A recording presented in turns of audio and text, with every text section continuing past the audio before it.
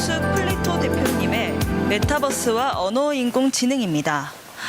언어데이터 기업 플리토는 다국어 번역 통합 서비스를 제공하는 웹과 예 플랫폼을 운영합니다.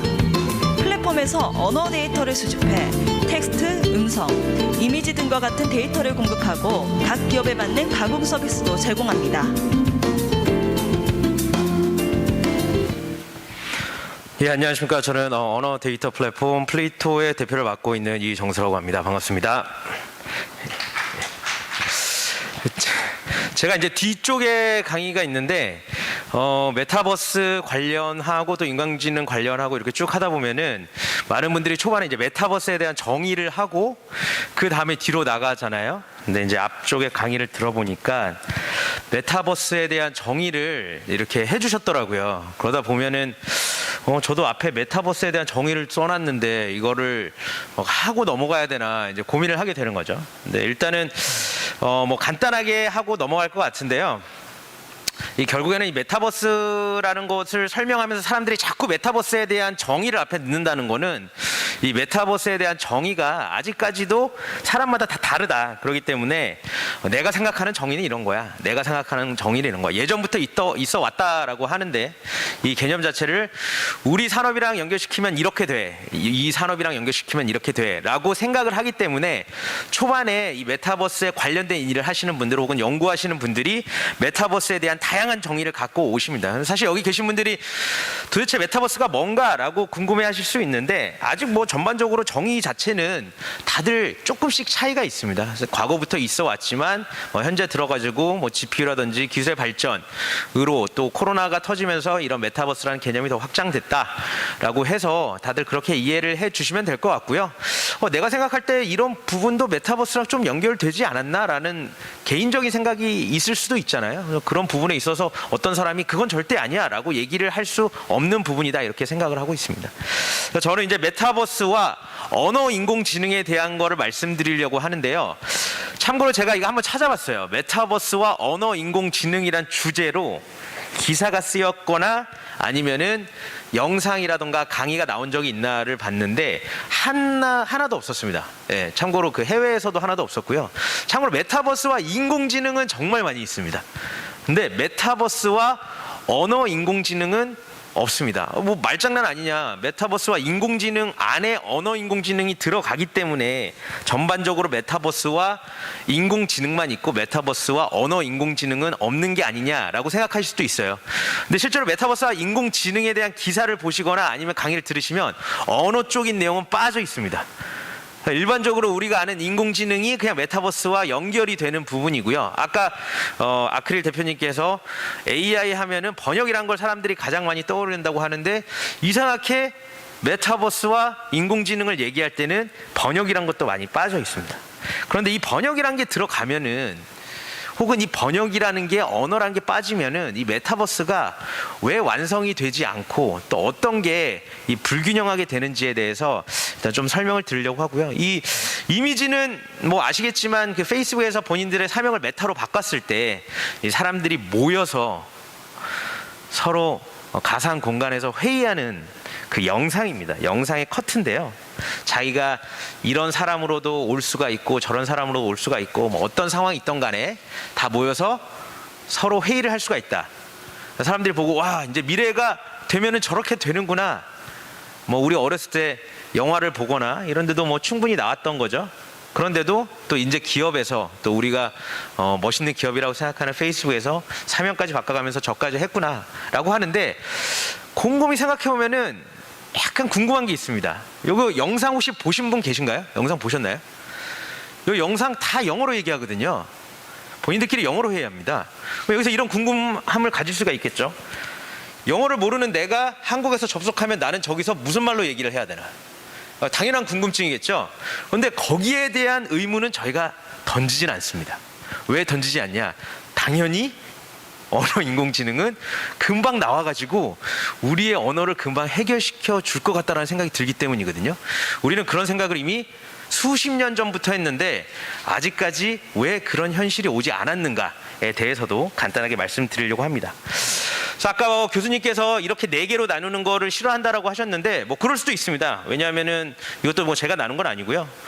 해외에서 나눈 건데 뭐 일반적으로 사람들이 메타버스에 대해서 궁금해하니까 개념적으로 뭐 이렇게 나눈다. 아까 거울 세계도 말씀하시고 쭉 말씀을 하셨는데 일반적으로 뭐 메타버스의 정의라든지 아니면 분류를 보게 되면 이제 이런 게 나오게 되고요. 뭐 이건 아까 설명이 됐기 때문에 넘어가도록 하겠습니다. 아마 뭐 메타버스 얘기하면은 이 싸이월드에 대해서도 얘기 많이 하시잖아요. 뭐 싸이월드가 알고 보면 한국의 최초의 뭐 메타버스였다 뭐 이런 얘기 하는데 최초라고 하긴 그렇지만 메타버스의 개념이 상당히 많이 있었죠. 원래 메타버스는 가상 세계와 현실 세계에 뭔가 연결성이 있어야 된다라는 얘기를 해서 뭐 이 싸이월드가 과연 연결성이 있는 것인가라고 궁금해하시는 분들도 있는데 연결성이 있죠. 저 군대 갈 때 남자분들은 항상 저 미니홈피에 저걸 돈 주고 사서 보통 이제 여자친구가 사주던가 아니면 친구가 사줍니다. 그래서 저렇게 군대에 있다라는 거를 남들한테 꼭 알려주기도 하고요. 아까 라이프 로깅 같은 경우도 결국엔 이 싸이월드 범위에 들어가는 거죠. 가장 싸이월드의 핵심적인 기능 중에 하나가 라이프 로깅인데 그 라이프 로깅도 메타버스라고 볼 수 있기 때문에. 그러니까 아마도 메타버스는 옛날부터 있어 왔는데요.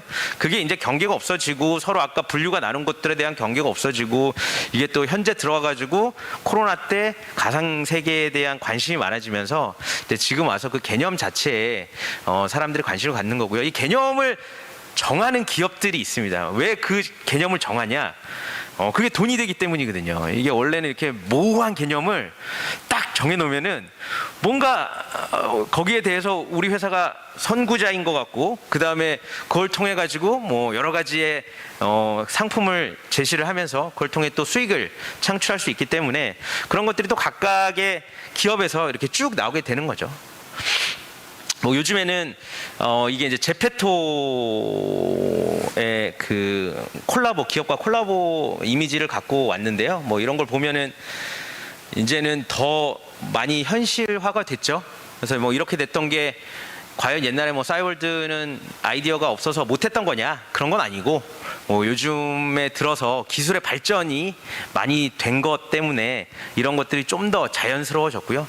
예전에만 해도 저희가 이런 가상현실 서비스를 쓰다 보면은 막 움직임도 약간 이상하고 그런 거 있잖아요. 갑자기 내가 벽으로 갔는데 막 벽을 뚫고 지나간다든지 아니면 뭐 상반신이 갑자기 막 2개로 나뉘어져가지고 막 기어간다든지 그런 경우도 있거든요. 근데 이제 이런 것들이 이제 최근 들어서는 상당히 많은 부분 보완이 된 것도 있습니다.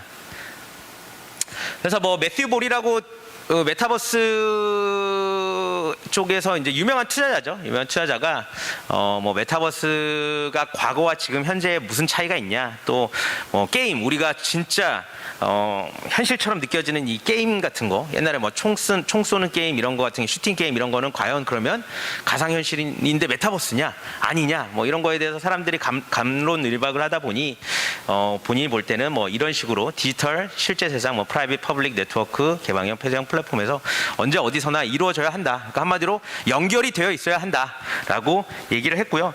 저희 밑에 이제 저렇게 써놓은 거는 제가 얘기하면은 뭐 큰 신뢰가 안 가지만 이제 매튜 볼이라는 유명한 사람이 했다라고 해서 갖고 오는 거고요. 보통 이제 강의를 하는 사람들이 본인이 생각하는 거랑 좀 약간 결이 같은 것들을 많이 가져오는데 개인적으로도 결국에는 이제 요즘에 저희가 메타버스를 생각을 하면은 내가 여러분들이 여기서도 이렇게 보고 있지만 밖에서도 또 사람들이 접속을 해서 보고 있고 이제 어떤 한 상황에 대해서 다양한 공간에서 보고 뭐 이런 것들이 현실과 또 그다음에 디지털에서 섞여서 일어나는 그런 부분, 한마디로 연결이 잘 되어 있는 부분을 우리는 좀 더 메타버스에 가깝다라고 할 수 있을 것 같다라는 생각을 하고 있습니다.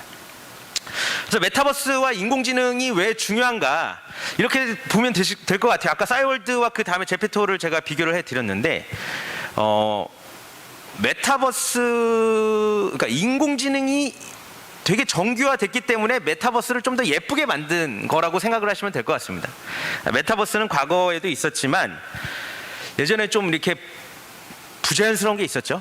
그리고 여러 가지 펑션, 우리가 실제 세계와 비슷하게 뭔가를 만들어 놓기 위해서는 상당히 많은 데이터들이 들어가야 되거든요. 근데 그런 데이터들을 학습할 수 있는 엔진이라던가 혹은 뭐 그런 GPU 성능이라던가 이런 게 부족했기 때문에 과거에는 그렇게 되지 않다가 이제 인공지능의 성능이 올라가고 이제 이런 데이터가 이제 빅데이터가 생기고 이런 게 학습이 되면서 좀 더 많은 것들이 정교화가 됐다. 그러면은 인공지능이 뭐를 정교화시켰냐? 뭐 객체 구성, 사물 구성인 거죠. 뭐 예를 들어서 여기에 책상이 뭐 이쪽에서 빛이 비치면 이쪽으로 그림자가 생겨야 되고, 뭐 이쪽에서 뭐 책상을 올려놓으면은 뭐 이렇게 움직여야 되고, 뭐 이런 것들 있잖아요. 공이 있으면 공이 떨어지면은 어느 방향으로 떨어져야 될까? 저희가 중력이 있는데 중력을 따라 가지고 뭐 기울기를 따라 가지고 어디로 떨어진다. 이제 이런 것들을 일일이 예전에는 사람들이 지정을 해줬다면 움직임을, 지금은 많은 데이터 학습을 통해 가지고 AI가 공이 여기서 떨어지면 이렇게 흘러가는구나라는 것을 자체적인 그 메타버스에서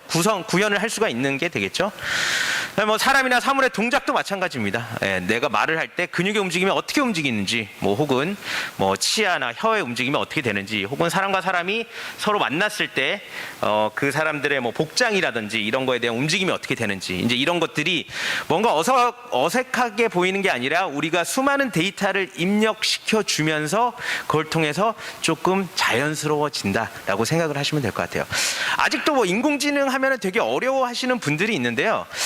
인공지능을 그렇게 어렵게 생각을 하지 않으셔도 될 것 같아요. 그냥 이렇게 생각하면 되는데, 뇌인데, 저희랑 똑같은 뇌인데 그냥 그 사람이 그걸 만들었다라고 보시면 되고요. 저희가 성장을 하는데 가장 중요한 게 학습이잖아요. 학습.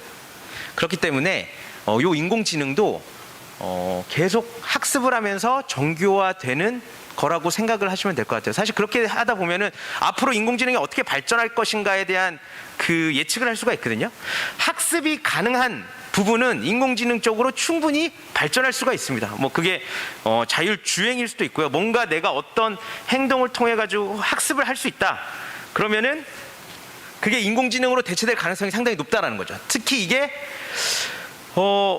감성이라던가 이런 게 들어가지 않는 부분, 그런 부분이 있다면 훨씬 더 학습되기가 용이하다라고 생각을 하시면 될 것 같아요. 그래서 이 부분은 과연 인공지능으로 대체가 될 거냐? 직업 같은 거 얘기 많이 하잖아요. 이 직업은 인공지능으로 대체가 될 거냐? 그때 이렇게 고민을 하시면 됩니다. 학습으로 이 직업을 가질 수가 있나? 만약 가질 수가 있다라면 충분히 대체가 되겠죠. 근데 학습이 아니라 상황 판단이라던가 어느 정도의 감정이 들어간다라고 한다면은 인공지능으로 대체가 안 된다라는 것보다는 인공지능으로 대체가 되기가 당분간은 어려울 수도 있다라고 생각을 하시면 될 것 같아요. 이런 것도 제페토의 모습인데, 이런 것도 일일이 정해주는 게 아니라 내가 가서 뭐 노래를 부르면은 저런 식으로 여러 가지 동작을 AI가 구현해내는 거죠. 이거는 이제 AI로 이제 구현한 저희 딥페이크라고 얼굴을 이제 바꾼 거거든요. 그래서 아이언맨이랑 톰 크루즈 얼굴을 바꾼 건데, 실제로 유튜브 들어가서 영상을 보시면은 톰 크루즈가 마치 이 아이언맨의 이 다른 편을 촬영을 했나라고 생각될 정도로 되게 정교합니다. 네, 되게 정교하고요. 와, 이게 세상의 기술이 이렇게 발전됐어라고 생각을 하면 안 된다는 겁니다. 왜냐하면 생각해보면 학습하면 될 것 같잖아요. 그러면 이제 인공지능이 충분히 할 수 있다라고 생각하시면 돼요. 이게 된다고? 근데 내가 보면 학습하면 될 것 같은데? 그러면 된다라고 생각을 하시면 됩니다. 일단 학습이 가능하면 된다. 이거는 신한라이프에서 요새 하고 있는 그 가상 광고 모델이죠. 로지라는 광고 모델인데, 이 몸은 실제 사람이 한 거고요. 이제 외모가 가상 인물을 대신한 겁니다. 사실 이러면은 기업들도 너무 좋겠죠. 이 가상 인물이 뭐 리스크가 상당히 없잖아요. 뭐 인건비를 제외하고라도 원래 인간이 갖는 것 중에 상당히 많은 부분이 이제 리스크라는 게 있는데, 이 리스크가 없죠. 가상 인물은. 네. 그렇기 때문에 요새 또 각광받고 있는 부분이고, 와, 정말 사람의 움직임이랑 똑같아, 어떻게 저걸 만들었을까라고 한다면 학습이 많이 됐다라고 생각하시면 된 것 같아요. 우리가 생각하는 것보다 훨씬 더 정교한 인공지능에서 학습을 많이 했다라고 보시면 될 것 같습니다. 그리고 이게 이제 앞으로도 더 정교화되겠죠? 더 정교화되면은 훨씬 더 자연스러운 그 인물이 나오게 될 겁니다. 자, 그러면 이제 인공지능에 대해서 말씀을 드렸으니까 언어 인공지능에 대해서 한번 말씀을 드리려고 해요.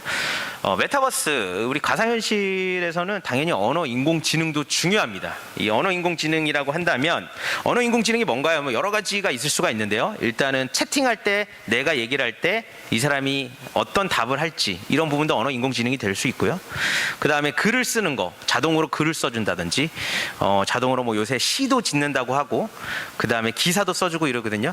그런 것들, 그 다음에 번역, 그 다음에 음성, 예를 들어서 제 목소리를 가지고 음성 합성이라 그래가지고 제가 하지도 않은 말을 할 수 있게도 충분히 만들 수 있습니다. 참고로 지금 제가 말씀드린 모든 기술은 이미 존재하고 있는 거고요. 여러분들이 실제로 인터넷 들어가면 다 보실 수가 있고 하물며 다 상용화가 된 기술이라고 보시면 될 것 같습니다.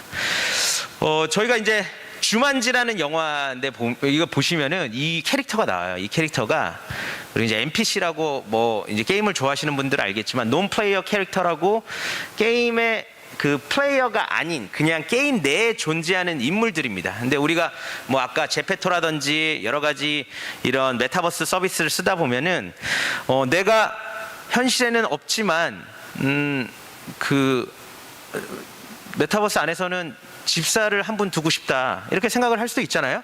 그러면은 그런 분을 뒀을 때 우리 집에 찾아오는 사람을 대응을 해야 되는데 그런 거를 대응하는 NPC, 실제로 플레이어는 아니지만 사람들에게 좋은 대답을 해줘야 되는 이런 것들은 인풋, 그러니까 어떤 그 언어가 들어오고 어떤 이제 내용이 들어와도 거기에 해당해서 그 타당한 결과를 줘야 하는 인공지능이 참고로 들어간 상황이고요. 요새 뭐 작년에 나왔지만 GPT-3라고 제너러티브 프리트레인드 트랜스포머라고 하죠. 그래서 이제 NLP, 언어 쪽에 특화된 인공지능입니다. 예, 이게 이제 왜 GPT-3가 이게 이제 오픈 AI라고 저희 이제 돈 많은 해외 유명인들이 이제 만든 오픈 AI에서 만든 언어용 인공지능이라고 생각하시면 됩니다. 네, 그래서 왜 언어용 인공지능을 이렇게 강조를 하고 엄청나게 많은 투자를 하냐? 그게 언어 인공지능이 반대로 얘기하면 되게 어렵기 때문입니다. 네, 그렇기 때문에 조금이라도 이 정교함을 높이기 위해서 상당히 많은 투자를 하고 있는 거고요. 근데 또 보면은 저희가 일상생활에 언어라는 건 매우 중요하잖아요. 어떻게 보면 가장 중요한 것 중에 하나인데 언어 인공지능으로 대체되기가 어렵기 때문에 이런 GPT-3를 작년에 해서 여러 가지로 테스트를 하고 있고 언론 기사를 보면은 이런 기사 보셨을 거예요. 사람이 쓴 글과 기계가 쓴 글을 분간해내지 못한다. 예, 뭐 기계가 인공지능이 시를 썼는데 사람이 쓴 시보다 더 많은 점수를 받았다. 이런 것도 보실 수 있거든요. 여러분들이 검색 사이트에 들어가셔서 GPT-3가 쓴 글 하면은 쫙 뜹니다. 쫙 뜨면 실제로 보시면 전혀 기계가 썼다라고 생각을 하실 수가 없어요. 되게 재밌습니다. GPT-3가 쓴 동화도 있고요. GPT-3가 쓴 시도 있어요. 근데 참고로 동화나 시는 한국어로 된 거는 거의 없는 것 같고요. 영어로 된 걸로 찾아보셔야 돼요. GPT-3가 쓴 그 한국어로 된 기사는 많이 존재를 합니다. 그래서 뭐 기계와 대화도 존재하고요. 자, 이런 거를 가능하게 하기 위해서는 결국에는 공부를 해야 된다는 거죠. 사람도 아무리 뇌를 GPT-3 같은 뇌를 잘 만들어 놨어도 공부를 해야지 저희가 지능이 올라가잖아요. 저희가 어렸을 때 선생님들이 공부 안 하는 친구들 보면 항상 하는 얘기가 얘는 머리는 좋은데 공부를 안 한다. 이제 이런 얘기를 하시는데 이 인공지능도 이렇게 학습을 계속 해야 됩니다. 예, 학습을 해야 되고요. 그 학습을 하는데 필요한 게 이런 언어 데이터입니다. 예. 예전에 여러분 그 알파고 아시죠? 알파고 다음에 뭐 알파 제로 이렇게 나오고 있는데 그런 거는 벌써 인간을 이겼잖아요. 이 언어가 좀 더 쉬울 것 같은데 체스는 기계가 이기고 언어는 아직까지는 좀 부족한 게 있는 것 같아. 근데 그게 생각을 하시면 될 것 같아요. 게임은 승패가 있습니다. 그죠? 승패가 있습니다. 그래서 알파고가 자기를 복제해낸 다음에 서로 게임을 두게 하면은 복제한 상황에서도 누군가는 이기겠죠. 그 이긴 기보를 계속 갖고 가면은 최종 승자만 하나 남을 거예요. 그죠? 복제가 가능합니다. 근데 언어라는 거는 그게 안 됩니다. 이게 윈 루즈의 게임이 아니라 내가 제 발음, 제가 지금 말하는 발음, 이게 몇 점짜리 같나요? 이 여기 계신 분들한테 점수 매기면 다 다를 거거든요. 번역, 번역도 다 다르거든요. 요새 뭐 영화 같은 거 자막 나오면은 막 이 자막이 맞니 저 자막이 맞니, 그러니까 주관성이 상당히 많이 들어가잖아요. 그렇기 때문에 데이터를 입력하기가 상당히 어려운 산업입니다. 오징어 게임 여러분 아시겠지만 뭐 많이 보셨겠죠. 근데 오징어 게임이 불러일으킨 되게 재밌는 변화가 있어요. 뭐냐? 원래 옛날엔 번역이 사양 산업이라고 사람들이 생각을 했어요. 번역 사양 산업이야. 번역가는 앞으로 인공지능이 나오면 없어질 거야. 통역가는 앞으로 없어질 거야. 이런 얘기 많이 했거든요. 이거 오징어 게임 나오고 싹 사라졌습니다. 왜 사라졌냐면 이 오징어 게임이 글로벌로 나가면서 자막 번역이 잘못되고 뭐 이걸 통해 가지고 더 좋은 자막이 있어야 되고, 번역이 그래서 얼마나 중요한지, 기생충이 상을 받기 위해서 얼마나 많은 그 노력을 번역가가 했는지, 이런 얘기들이 계속 나오고 있거든요. 그러면서 진짜 사람이 집중을 해서 번역을 하지 않으면 좋은 예술 작품들은 번역하기가 힘든구나. 앞으로 글로벌라이즈, 저희가 뭐 BTS든 아니면 오징어 게임이건 한국의 컨텐츠가 글로벌이 되려면, 혹은 해외 컨텐츠가 글로벌이 되려면 번역이라는 거는 필수구나. 그래서 꼭 사람이 번역을 해야 된다라는 분위기로 바뀌고 있습니다. 참고로 저희 회사는 언어 데이터 회사로 상장을 했는데요. 처음에 상장을 할 때 언어 데이터라 하다 보니까 번역 데이터가 많아서 번역 회사라고 잘못 알려졌던 경우가 있어요. 그래서 뭐 가끔 종목 토론 보면은 무슨 번역 회사가 사양 산업인데 상장이야 막 이런 얘기를 하거든요. 최근에 이제 오징어 게임이 나온 다음에는 번역이야말로 미래의 먹거리다, 뭐 이런 식으로 막 많이 바뀌는 경우도 있습니다. 그만큼 이 번역이라는 게 되게 중요해진 상황이 된 거죠. 그만큼 사람이 해야지 잘할 수 있는 부분이기 때문에.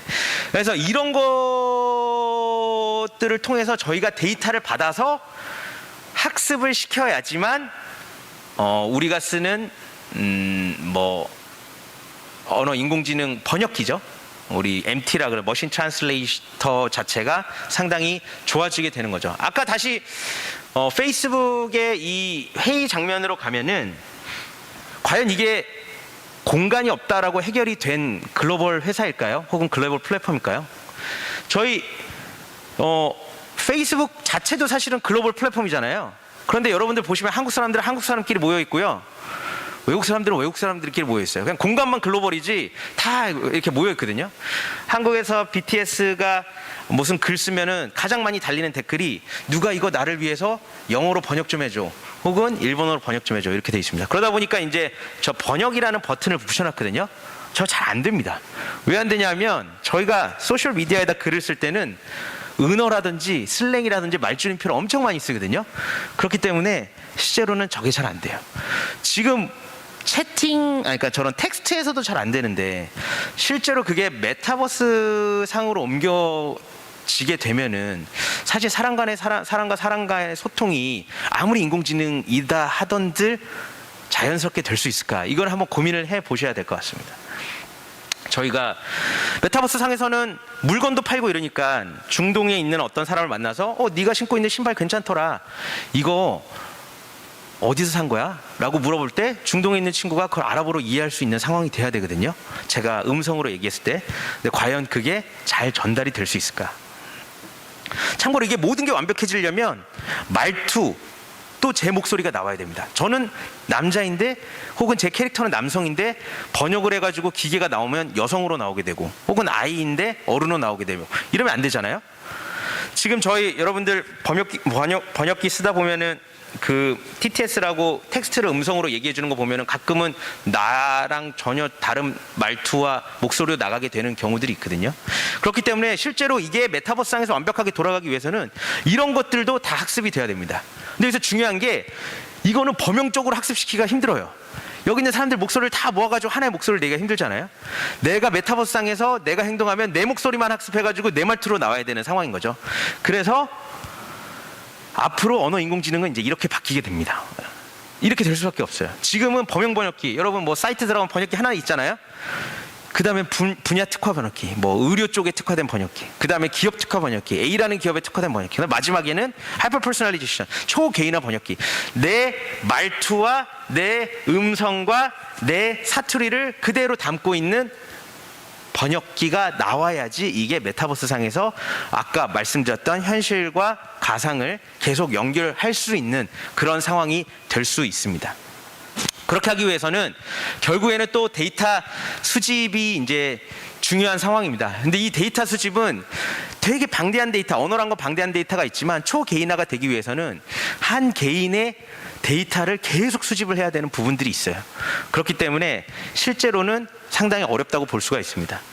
이게 이제 저희 회사에서 하는 건데, 저희가 이제 API를 만들어서 그 개인 혹은 기업에다 심어 놓습니다. 심어 놓으면은 그 기업이란 개인이 하는 언어라든지 혹은 뭐 말투라든지 이런 거를 쭉 데이터를 모아가지고 그게 맞는지 안 맞는지를 크라우드소싱, 집단 지성으로 다 점수를 주고 분리를 해냅니다.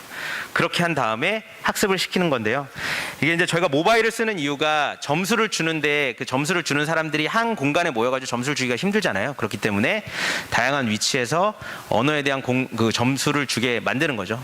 제 목소리를 녹음해가지고 기계가 이걸 잘 알아들었나 봤더니 그걸 이제 저희가 STT라고 하거든요. 스피치 투 텍스트라고 하는데, 텍스트가 제대로 안 나오면 그걸 유저가 텍스트를 수정함으로써 이 음성으로는 이 텍스트로 변환이 가능하다. 그거를 데이터로 만들어 놓고 학습시키게 되면은 제 음성에 따른 STT 텍스트 값이 좀 더 정교하게 나오게 되는 그 결과를 보여줄 수 있을 겁니다. 그래서 이제 저희 회사가 하는 일은 이렇게 데이터를 이 개인화된 데이터 혹은 기업용 데이터, 분야별 데이터 이런 것들 많이 모아가지고 그게 채팅이 되든 아니면 번역이 되든 그런 데다 학습을 시키는 거고요.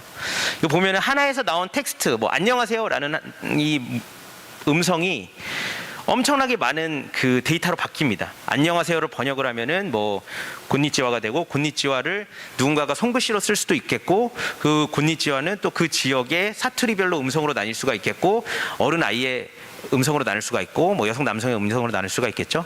그런 것들이 저희 쪽에 인풋 데이터가 인풋이 되면은 저 엄청나게 많은 그 데이터로 쭉 분산을 해가지고 다 정리를 해놓습니다. 그리고 개별 데이터에 대한 점수를 줘서 실제로 인공지능에서 학습했을 때 완벽해질 수는 없지만 상당히 정확한 결과가 나올 수 있게 그런 일을 하고 있습니다. 그렇다면은 이렇게 노력하면 과연 정확해질 거냐? 우리가 먼 미래에는 언어 인공지능이 완벽하게 들어와서 메타버스 상에서 되게 자연스럽게 대화를 할 수 있는 상황이 될 거냐? 내가 아랍 사람 만나서도 아랍어로 얘기할 수 있고, 뭐 어디 태국 사람 만나서 태국어로 얘기할 수 있고, 그 사람들로 나한테 얘기할 수 있고, 그런 현실이 올 거냐? 개인적으로는 상당히 어려울 거다라고 봅니다. 완벽해지기 위해. 여러분들 기사라든지 글을 잘 쓴다 그랬잖아요. 아까 인공지능이 그 기사를 한번 보시면은, 오늘 보시면 글 엄청 잘 썼네 라고 생각이 들지만 하나의 맹점을 찾아낼 수가 있습니다. 그 맹점이 뭐냐면은 두 가지가 있는데요. 자, 첫째, 논리 정연한 거 정말 잘 씁니다. 왜냐하면 자기가 학습을 했거든요. 육하 원칙에 따라 가지고 이 주제를 줬을 때 이 뉴런을 통해 가지고 엄청나게 많은 데이터를 빨리 가져가지고 그 중에 다수결의 의견이 뭔지를 쫙 해서 자기의 생각을 내보내는 게 아니라 이 전반적으로 자기가 학습된 거를 토대로 결과값을 내주는 거죠. 저희는 뭐 기계가 뭘 이해했는지 이런 것도 모릅니다. 그냥 그 결과값을 내주는 겁니다. 자, 두 번째, 시나 소설도 쓴다라고 했거든요. 특히 시 같은 경우는 어떻게 기계가 이런 시를 썼지? 라고 의아한 정도의 특이한 시들이 있어요. 그거는 왜 그렇게 썼냐 하면, 참고로 인공지능은 이 문장을 이해를 하지 못합니다. 네, 이해를 하지 못하고 아까 말씀드렸던 것처럼 논리 정연한 거는 거기에 대한 수많은 데이터들의 답을 되게 차갑지만 논리 정연하게 전달하는 겁니다. 과연 메타버스에 들어갔을 때 그런 차갑고 논리 정연한 사람이 자연스럽게 느껴질까요? 이 실제와 가상 공간이 연결되어 있어야 되는데, 내가 실제에서는 그렇게 하지 못하는데 사람들한테 그래도 정감 있는 사람 있잖아요. 근데 가상 현실에서는 엄청나게 논리 정연한 사람이 되는 거죠. 반대로 생각하면 이런 논리 정연한 직업을 갖고 있는 사람은 인공지능으로 대체될 가능성도 충분히 있다라는 거. 두 번째, 시적인 영역. 이 사람들의 감성적인 게 들어간 영역. 이걸 한번 잘 보시면, 이 인공지능이 쓴 걸 잘 보면 그 시를 전혀 이해를 못하고 있습니다. 그런데 A라는 단어가 들어왔을 때 이 A라는 단어 뒤에 B라는 단어가 들어왔을 때 가장 좋은 결과값을 줄 수 있다라는 걸로 계속 그 다음 단어를 만들어냅니다. 뭐 찬란한 이라는 어느 수식어가 들어갔을 때 찰나는 다음에 뭐가 들어가야 될까? 저희는 생각을 해서 거기에 여러 가지 의미를 내포해서 글을 쓰잖아요. 인공지능은 그렇게 쓰지 않습니다. 찰나난이 들어갔을 때 그 다음에 여러 가지 시라든지 아니면 자기가 갖고 있는 데이터 중에서 자기가 이해한 대로 요 단어가 들어가야지 점수가 제일 높다라는 걸 넣어주는 거거든요. 그러다 보면은 뭘 의도한지는 몰라요. 그런데 되게 시적으로 의미가 있는 것 같다라는 오해를 들게끔도 하거든요. 하지만 결국에는 감정이 들어가 있지 않기 때문에 조금만 저희가 깊게 들여다보면은 상당히 이상하다라는 것을 깨달을 수가 있습니다. 그래서 언어인공지능을 사람들이 메타버스에 있어서 이렇게 바이패스하는 것처럼 보이는 상황은 실질적으로 언어인공지능은 두 가지가 있어요. 하나는 언어인공지능 당연히 되겠지. 누군가는 완벽하게 만들 거야. 당연히 되지 않을까라는 생각으로 이 바이패스하는 경우도 있지만, 두 번째는 실제로 언어인공지능 자체가 너무 어렵기 때문에 이 언어인공지능을 제대로 건들고 싶어하지 않아 하는 부분도 있습니다. 그래서 지금 많은 기업들이 노력을 하고 있기 때문에 조금씩 정교화되겠지만, 우리가 예전에 꿈꿨던 완벽한 그런 상황이 과연 빠른 시간에 올까라고 하기는 조금은 저는 부정적인 생각을 갖고 있고요. 이 부정적인 생각이라는 건 결국 인공지능과 인간이 합심을 해가지고 많은 데이터를 생성해내고 또 그 부분에 맞게끔 인간과 기계가 함께 노력해야 된다라고 보고 있습니다. 그러면 그게 어느 정도 올라갔을 때 저희가 생각하는 메타버스도 조금 더 정교화되지 않을까 그렇게 생각을 하고 있습니다. 네, 긴 시간 발표 드려주셔서 감사합니다.